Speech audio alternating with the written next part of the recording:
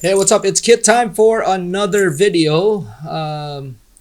Everyone, we're kind of victims for my stupidity.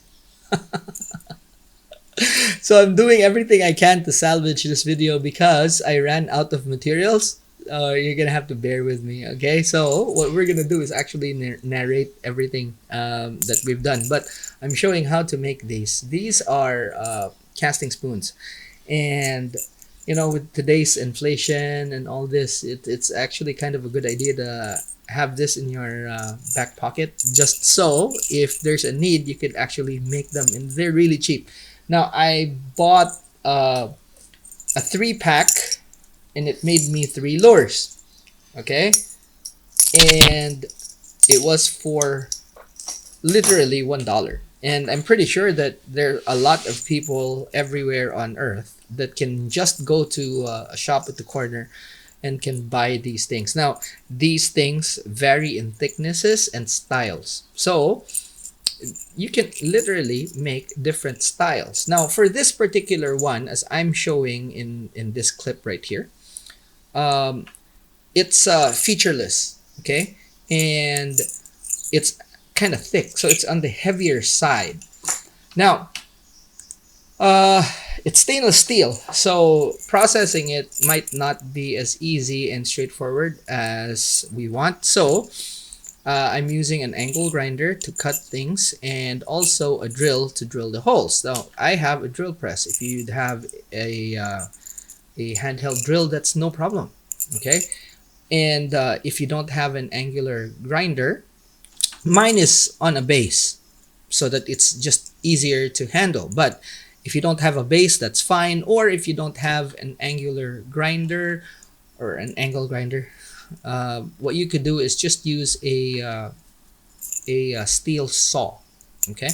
Now, very first thing to do when you're about to process this whole thing is to actually put center holes. Okay, and I'm using a nail here, and this is a concrete nail.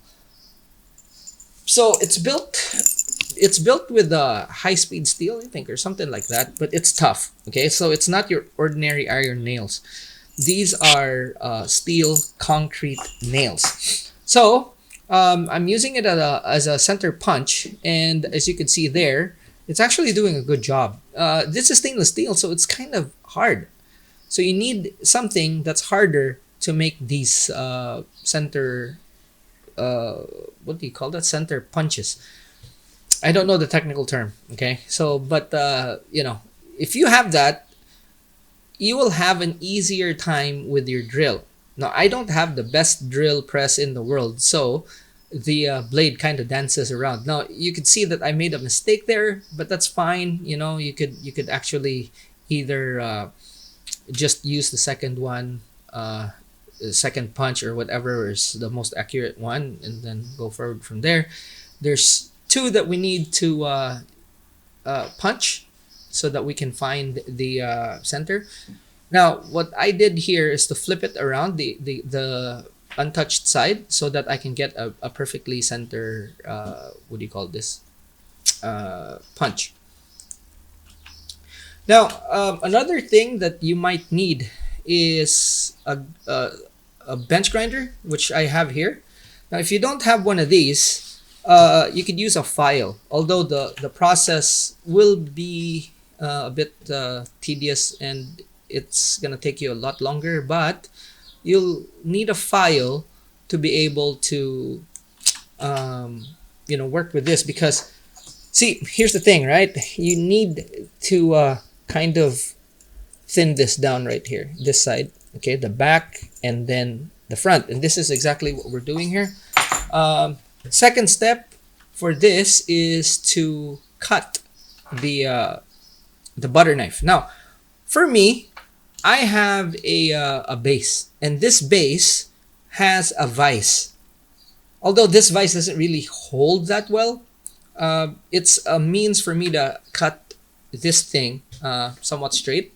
Although you kind of don't need it for this, because you're gonna have to taper this round or round this off and taper. Okay, so cutting it kind of relatively straight is great, and it's fine. It's what do you call this? It's something that you would want to do. Now, as you can see, I'm holding the end of the handle of the butter knife here as I'm cutting, just so that it doesn't jump. There is a chance because you're putting pressure on the other side of it.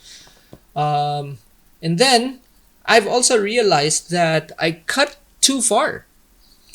So what I'm trying to do here is to adjust it, because what you want to do, okay, is be far enough here so that you'd be able to insert your split ring. And that's very, very crucial, because if you don't do that, you're gonna have a hard time and you're gonna have to repeat the process. So take note of that. Okay, so here I've readjusted the distance and I'm cutting it.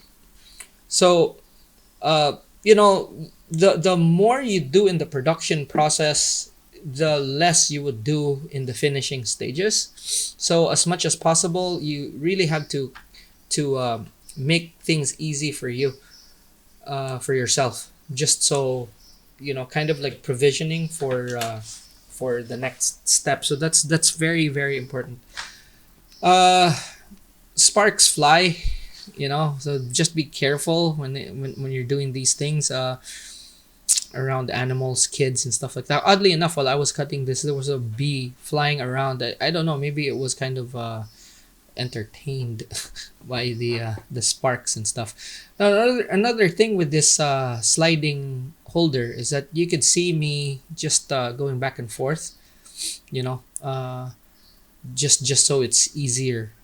It's really easier and it's guided, so I don't cut too fast. Absolutely don't need this to make this sort of thing. You could use hand tools, obviously, as I stated before, but it's nice to have this sort of thing just so it's faster. It's to make things more efficient. Now, at this point also, it's very, very noisy, so it's probably a good thing that I wasn't able to record the sound. Now, if you noticed, I did not go through this thing. Okay, because what I did here is to just break it. Okay, now very, very important. There we go, as you can see. Now very, very important, because it's a safety thing. Okay, it's a safety thing, and you don't want this blade piece to fly off and hit you. Here's the second one. Again, just trying to gauge the distance and see exactly how far I need to go to cut this. I've done a better job with the punch on this. I haven't done this sort of thing for a really long time. I think I was a teenager when I did this. Now, my dad had a furniture factory, and we had all these tools at the back. And if I wasn't able to do it myself, or if I was too scared, I just asked one of the workers. And it was kind of strange, because at that point they were kind of weirded out that I was taking out knives and stuff, and I told them I was proficient. Once they saw what I was doing, they were like, "Oh, okay, that's pretty clever." So yeah, here we go. Cutting this up to a point where I believe I could bend it and break it. And very, very important, because when instead of actually there we go, you can see that both of them are there, and that's exactly the kind of lengths you want before you go to the next step, which is the drilling bit. Okay, now my drill press has a sliding vise assembly, as you can see there. Just makes it very easy. Obviously, you can do this by hand, and it would come out the same, really.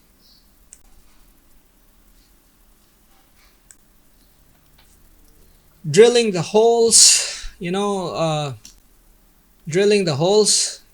tricky business, and it's honestly, sketchy if you don't have a vise and a drill press. I've done it before. I don't like it, but if you don't have a choice, well, just be very, very careful. Have at least a vise that holds this, because it does get hot, and you don't want this to hurt you. Okay, so all these things potentially can harm you.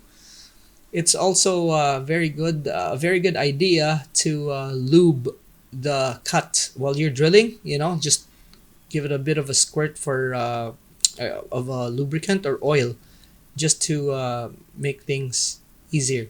And yeah, we have to make 4 holes. Okay, there's 2 of them, 2 spoons, 2 holes each, and that's it before we start the grinding process. Okay, so I think this is the last bit of the easy part. Now the hard part starts with the grinder, and you know, the grinder that we're first using here that I'm showing is a bench grinder, and I've had it for some time. I haven't really used it, so I just thought that, hey, you know what, if you guys already have something like this is obviously something that you could use. Now if you don't have anything like this, uh, there's a file. Okay, so you could use a file. You could see me using a file here for the burrs and stuff, and then using the grinder. Now this is actually a very good tool to have in your workshop for well, there's a lot of uses really for this. Taking the burrs off, sharpening knives, and this is what I got it for, sharpening knives. And obviously you can change the stones to whatever stone you need, and down the line, if I have the budget, I'm gonna change 2 of these to diamond stones. That's just gonna be faster and easier when it comes to cutting and stuff. But the good thing I like about this is that it has this little table that you could put your tool, or sorry, your part on, and then sharpen it or grind it down. So this is something that I really like. That's adjustable. You could use any sort of angle that you want. Right now we're gunning for 90 degrees, which is something that we didn't measure, obviously. But so far it's been doing a good job. One of the things that I like about this is also variable speed. So as you can see there, I'm turning it off, turning it on, making it faster, and making it go faster so that it's more efficient grinding all this steel. Now stainless steel is very difficult to well, it's hard. It's a hard steel. So, it'll take some time. Okay, even if this is low grade stainless steel, this is the reason why it's cheap. It's still stainless steel. Okay, now one of the things that you need when you're doing this, because eventually what's going to happen is you're grinding steel, it's not going to be staying cold. You need a bucket of water or a glass of water or whatever. So here I have a bucket of water, just so I could dip it when things get too hot for me to handle. So this is nice and all, and you can see that it's actually grinding it really well. The stone is kind of on the finer side, so the speed at which it cuts the metal is kind of slow, but it gives you kind of a more finished look. Now if you have a lot of time, that's great and all, but if you don't have much time, then you need to find a more efficient way of cutting the steel. And for me, this is another thing that I want to show you. This is a rotary sander, and I put a number 40 sanding disc on this, and it was way more efficient than the grinder. You could also use an angle grinder, and you could put a sanding pad. So you have one tool to use for quite a few purposes with the angle grinder. So it cuts the steel more efficiently, and it, yeah, for me, for this purpose, it really does work better. Now, down the line, what happened is that I tapered this side a bit more so that I could put a round split ring, and I didn't show that on video because it's just a repeat of this part. So when you're building these, make sure to make the tapers on the back right here thin enough so that you'd be able to put your split rings, and that's a very, very important step to this whole thing. Now, obviously, you have to have a bucket of water because things get really hot. Okay, things get really hot. Now, another part that you should also taper is the front, and this is something that we're actually gonna be doing here. As you can see, that thing is thick. Okay, so the back is kind of tapered, and we need the front. We need to do the same in the front. As you can see there, I'm tapering it again in the last bit of this whole DIY thing. I've actually put more taper at the back and the front so that it could accommodate a round split ring. So you don't generally touch the middle, and you could use either grinder. Okay, so the one in the background is the bench grinder. Obviously, if I had a rougher stone on that, or a diamond, what do you call this, disc, or is that disc? It's, yeah, stone, I guess. You know, that would have been more efficient, but I don't. So I'm showing you here. Also, what I'm doing is a kind of rounding it. Okay, so I'm rocking it back and forth so that it gives it a rounder finish. So that's something for the front. Kind of didn't do that on the back. Should you choose to do that, you know, you could as well. But this sort of grinding actually gives the front profile a rounder, as you can see there, you know, a rounder point. Now, that takes a while.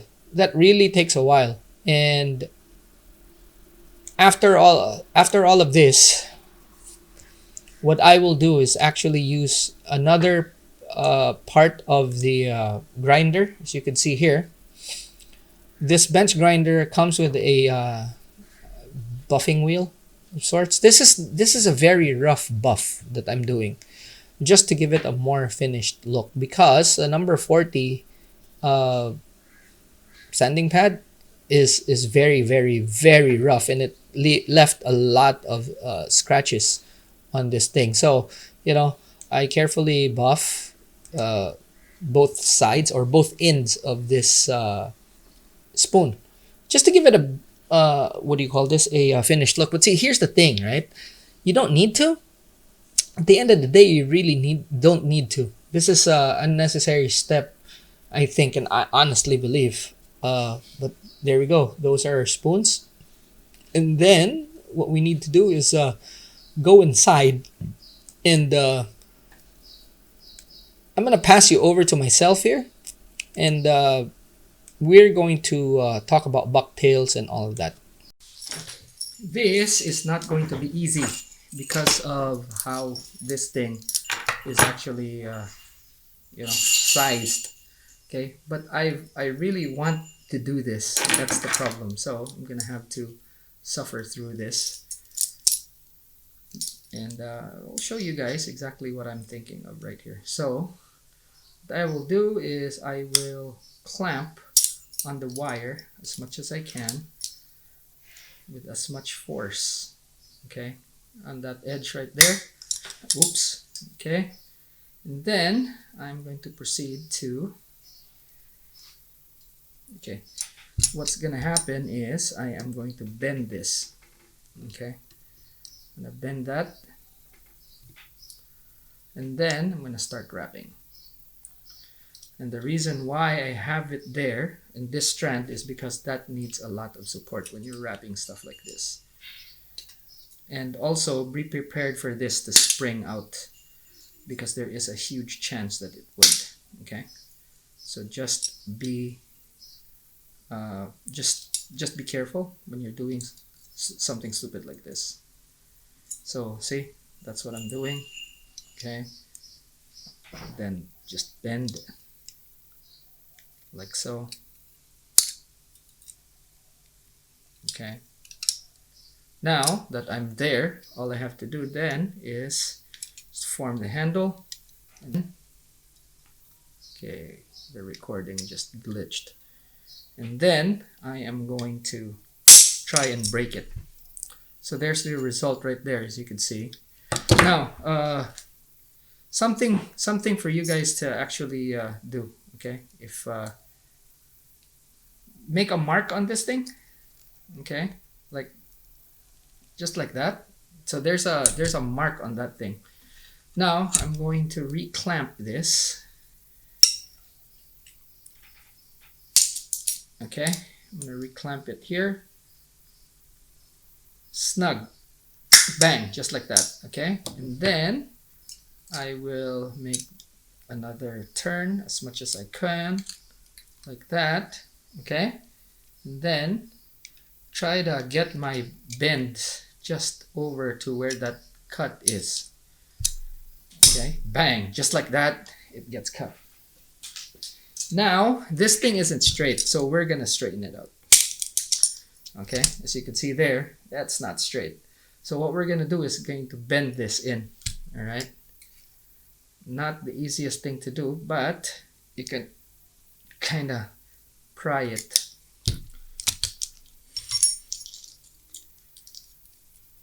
Use your vice grips. It's your best friend when it comes to wire work like this.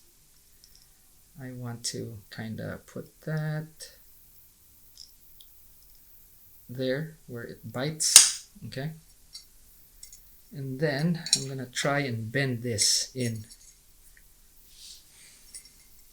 Not gonna be easy. Nope. Wire is very difficult. This wire. Okay, so we can actually use this to bend it, and all we have to do is just hold this steady.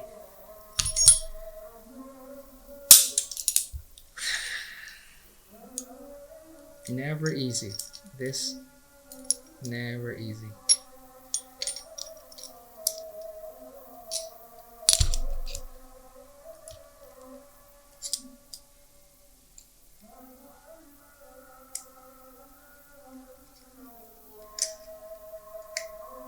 There.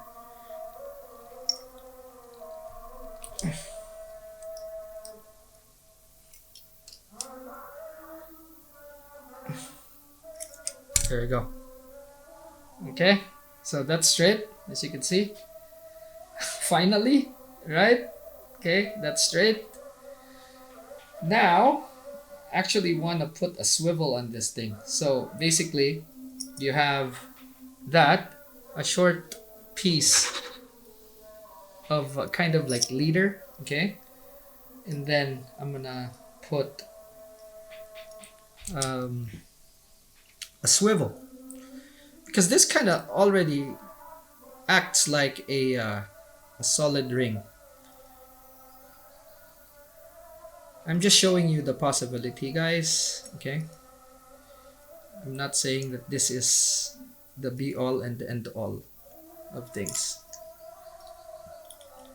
Okay, so I'm making a small loop because this is going to be the loop for a swivel. And the swivel could be a big one, it could be a small one, it's really up to you.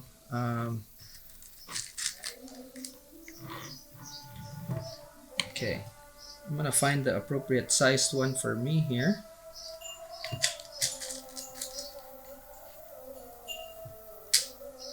There we go. That's kind of too big. Alright, this one will work. So something small like this.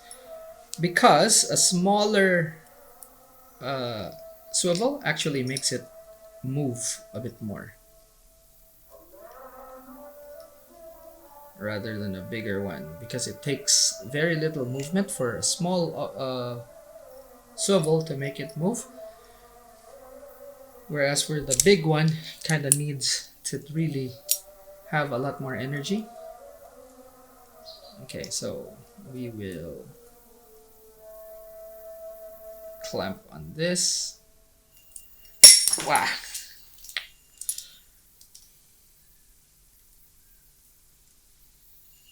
Right here. There, okay? And then we will proceed to wrap 3 times is fine. Okay, so that's 1, 2, 3. Honestly, this is kind of easier with my hands, but I have to show you guys how it's done. Okay, so again, marked, and then I'm gonna have another loop like so. So that's on the bend, right? All I have to do is just take it back and then bang, just like that. So we have a spoon with a leader. Okay, and look at that. Now, if this isn't centered, guess what? Take this, okay, bend it a bit, like so, and that's centered, just like that. All right. It looks so freaking good, man. All right. Now, let's dress up a treble hook, I guess. I'm gonna put the split ring on for this so that it's already there.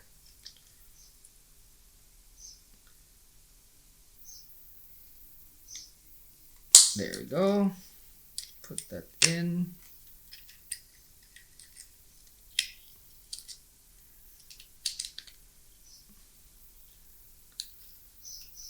Yikes. There we go. Okay. Look at that. No stretch. But if you put a usual or a what do you call this? A regular split ring on that, because of the gap, it will stretch out. Now, these pliers, if you don't know how to use them, they're very notorious for stretching out the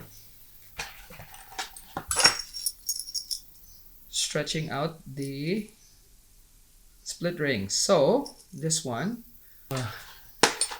I mean, we have several sizes here of treble hooks, but I like these black ones, so we're gonna use them. All right. So same as this, and this I'll keep plain. Okay, so this is plain Jane right here. Man, that looks good, huh?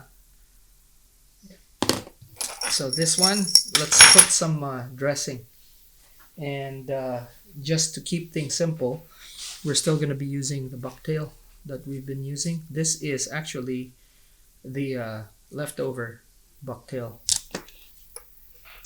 that we have from before, and I don't throw them away because I know that I could use the leftover fur. So that's exactly what we're doing here. Okay, first thing is we're gonna install flash, and we'll take this crystal flash right here. Okay, I'm gonna take over this side here, I'm gonna take a bunch. Okay, so let's say about that. Okay, there's no set amount.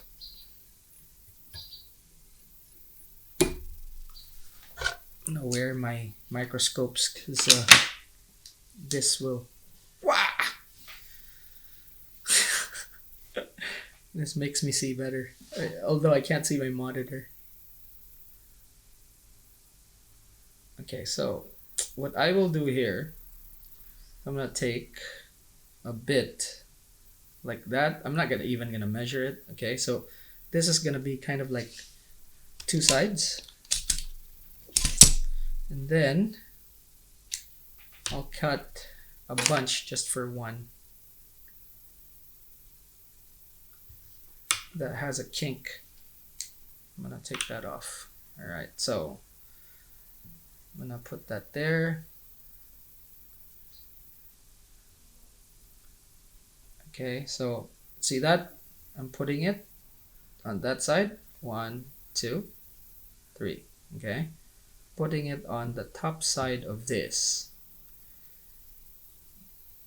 Okay, I'm gonna fold it. I'm gonna put it on the other side like that. Okay, so now I have two sides covered. Okay, and I'm gonna flip that over to this side, and then I'm gonna take a few here just like that. No measurement, no nothing, you know, just like that. Just feel. I feel as if this is the right number. All right, so what I will do is I will fold this like so. So basically, I took half of the number of the first. There we go. As you can see, that's kind of even. It evens out. So I take a bunch, and then I take half a bunch of what I think was the last one, and then just put it on. And that's that. It's simple. And as you can see, it looks really good. Now, if you tied flies, you know, just have a kind of grow a feel for the proportions. Okay, now this won't be much. We will put small amounts of bucktail on each of the sides. And it's very important not to go overboard. And it's very easy to go overboard when it comes to these things. Now, a drop of super glue will help preserve the placement, and having the glue actually run around there, what happens is that you will have a more solid head, and it won't come apart. I don't know what the hell these guys are barking at. Probably a cat. Okay, so for the bunch, I'll take a small amount just like that. Okay, nothing fancy. This is the back of a bucktail, guys. If you actually have friends who tie flies, tell them that you want the back of the bucktails cut the appropriate length. And what you want is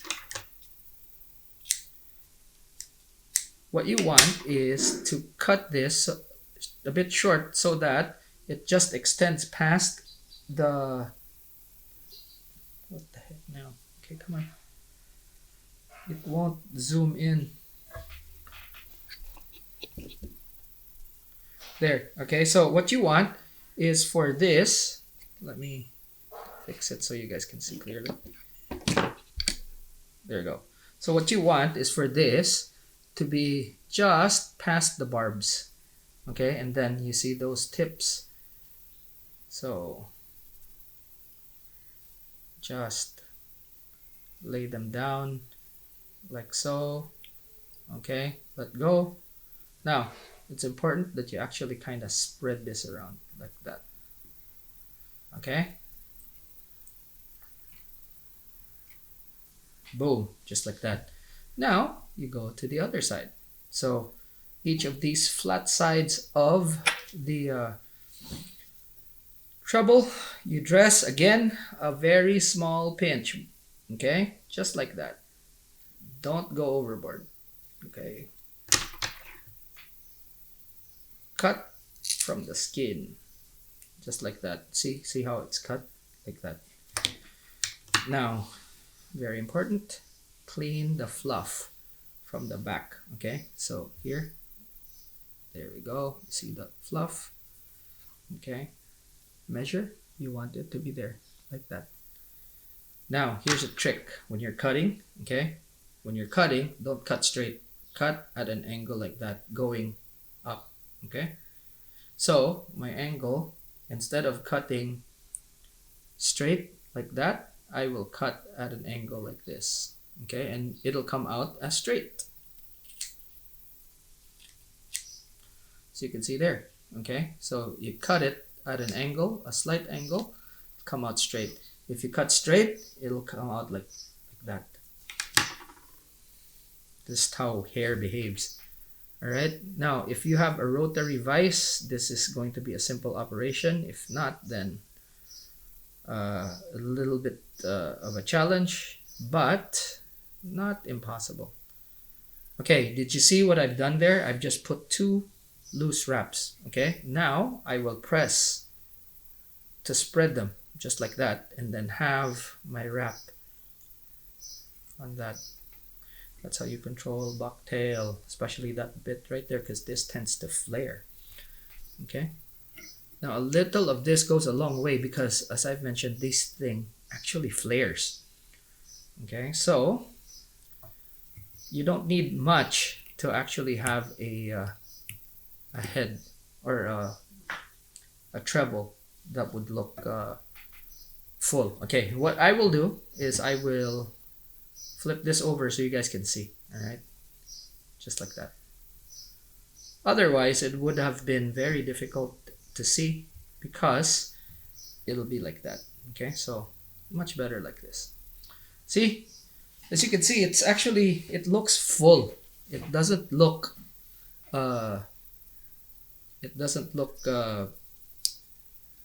lacking. Okay, again, a small pinch just like that. See that?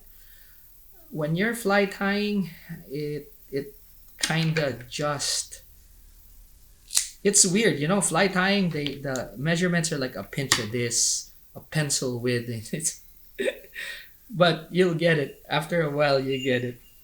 So this is about 1/4 of a pencil. Okay, right, that, so you see that? So after taking off the fluff, okay, see the measurement like that, then transfer it, and then you can see exactly where you cut.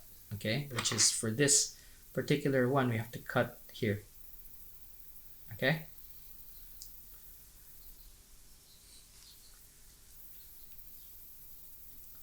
again, you cut at an angle, not straight, at an angle, and then it comes out straight. See, as soon as you put it down, it is where it should be. Okay, 2 loose wraps, like 1, 2. Okay, adjust if you need to. See, and then just fan it out. Press with your thumb. Okay, and then just wrap. Now, to make it clean, what you need to do is to ensure that your wraps from before align so that it doesn't look weird. Now, all I have to do is make the head. It's easy. Not difficult at all. Just takes practice. Now, the thread that we're using is embroidery thread. It is nylon, it's synthetic, and it's thick. So for tying bucktails like this, kind of perfect. Cheap too, and you can find it everywhere. I'd rather use this than my fly tying threads, which are not readily available here. Okay, so there we go. Just like that, and then we do a nail knot. Sorry, whip knot. Okay, so peace sign. Okay, you go at the back, then front, turn like that. Okay, you make a triangle like that. Okay, see, triangle, and then boom, then they just turn. Okay, there we go. I think I have a tutorial of this. All right, so there we go. Now that's clean. Just super glue. What I like about embroidery thread is that it sucks up a lot of the super glue. This is exactly why I'm using it. As far as threads are concerned, this is one of those that actually is really good for this type of purpose because it permeates all the way to the shank through all of the material, and that makes it really tough. Now you can see here, this comes out to a taper right here, so don't even touch that. That's this end here is actually packed with action, so it's gonna move a lot around a lot. So here we are today. These are the spoons that we have made, and we've made 3. So this is the very first one I made off camera, as you can see, and this one I've made the hole pretty close to the end so that I would be able to put in a split ring, and this is kind of too big, so we're going to change that. But these two, I have put in these wire extensions to give it a lot of movement, as you can see there, and the bucktail that we've made right there. And we're gonna test this out. We're gonna give them a swim test, and there's a place that I want to go to for these, and they weigh about 40, close to 50 grams. So this is 40 I think. These two are 48 grams, so about 50 more or less. And yeah, they turned out well. Now I know the action of these. Okay, I know the action of these like the back of my hand, because, well, ever since I was a kid I've been doing these. Now if you want a more pronounced roll, what you could do is actually bend this a little bit, and it's not going to be easy. Basically you need to put this in between two steel I don't know, two steel things. I used to use 2 anvils for this. You know, you put that, and then you whack it once with a hammer, and it'll give it a slight bend, and you can get like a really good wobble. The problem is, if you do that, it tends to spin, whereas this actually tends to kind of swim and roll a lot, and which is what I want, because I want the most flash possible. Now in the video I showed you bucktail, so it was this one right here, okay, and that was from leftover bucktail, and it's the brown part at the back.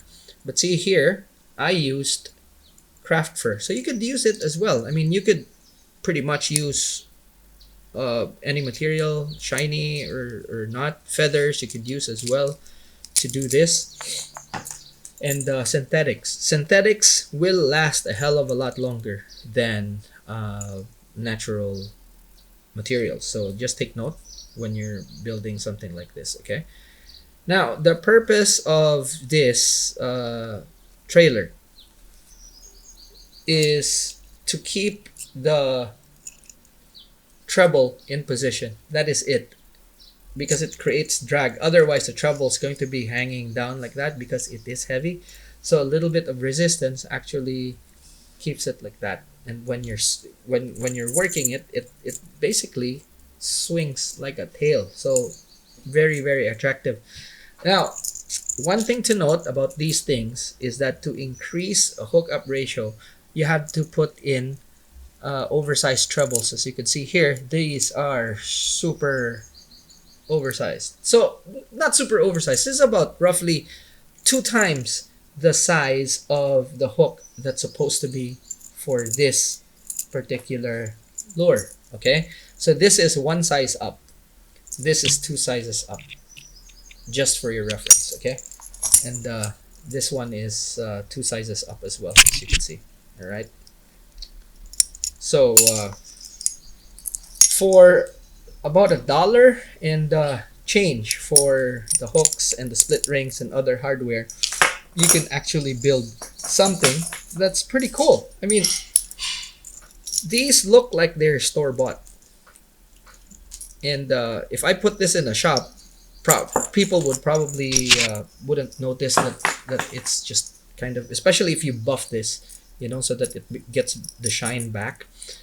It will look like it's store-bought, and for $1, why not, you know? So guys, I encourage you to actually do this sort of thing, because especially in the kind of environment that we have right now with inflation and all, it's one of those things that you could do in your spare time to give you a bit of extra in your tackle box. Alrighty, so that's it. I really hope you enjoyed this. I'm sorry for the audio, guys.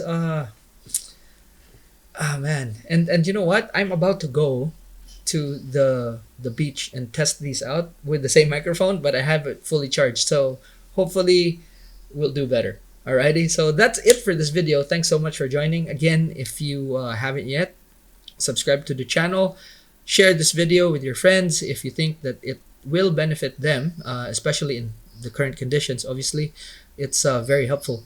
And if you want to help this channel move forward, go right ahead and click on that membership button. That's it for this video. Thanks so much for watching. I'll see you in the next one. Class dismissed.